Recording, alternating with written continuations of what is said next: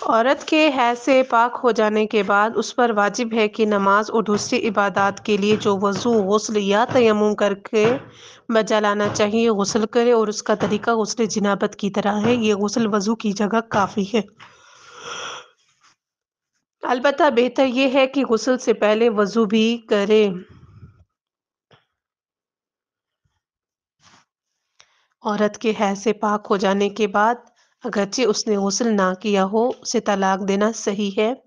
اور اس کا شوہر اس سے جمع بھی کر سکتا ہے، لیکن احتیاط لازم یہ ہے کہ جمع شرمگاہ دھونے کے بعد کیا جائے۔ احتیاط مستحب یہ ہے کہ اس کے غسل کرنے سے پہلے مرد اس سے جمع نہ کرے۔ البتہ اس کے علاوہ دوسرے کام جو طہارت کی شرط کی وجہ سے اس پر حرام تھے، جیسے قرآن کے حروف کو مس کرنا، جب تک غسل نہ کر لے اس پر حلال نہیں ہوتے،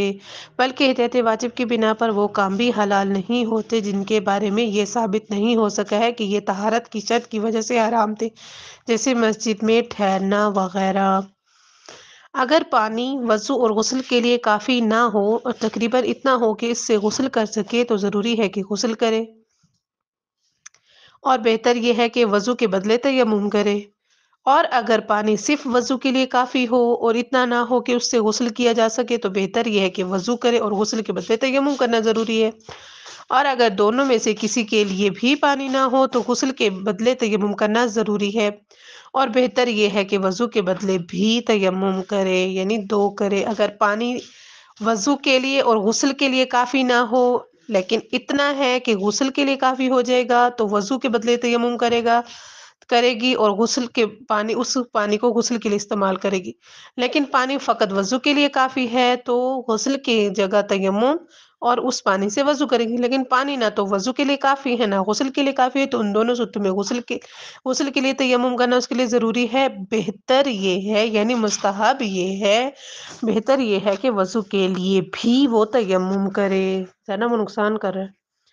جو نمازیں عورت نے حیض کی حالت میں نہ پڑھی ہوں ان کی قضا نہیں، لیکن رمضان کے وہ روزے جو حیض کی حالت میں نہ رکھے ہوں ضروری ہے کہ ان کی قضا کرے۔ اور اسی طرح احتیاط واجب ہے، احتیاط لازم کی بنا پر جو روزے منت کی وجہ سے معین دنوں میں واجب ہوئے ہوں اور اس نے حیض کی حالت میں وہ روزے نہ رکھے ہوں تو ضروری ہے کہ ان کی قضا کرے۔ مثلا اگر کسی خاتون نے منت مانی تھی کہ میں فلاں ڈیٹ کو، یعنی جیسے ہے 13 رجب ہے، 13 رجب کو میں یہ روزہ رکھوں گی، لیکن اس 13 رجب کے دنوں میں اس کے حیض کے ایام چل رہے تھے تو بعد میں اس کی قضا کرے گی۔ جب نماز کا وقت آ جائے اور عورت کو معلوم ہو کہ اگر وہ نماز پڑھنے میں دیر کرے گی تو حائضہ ہو جائے گی تو ضروری ہے کہ فوراً نماز پڑھے، اور اگر اسے فقط احتمال ہو نہ کہ نماز میں تاخیر کرنے سے وہ حائض ہو جائے گی تب بھی احتیاط لازم کی بنا پر اس کے اوپر یہ حکم ہے کہ وہ نماز پڑھنے میں جلدی کرے۔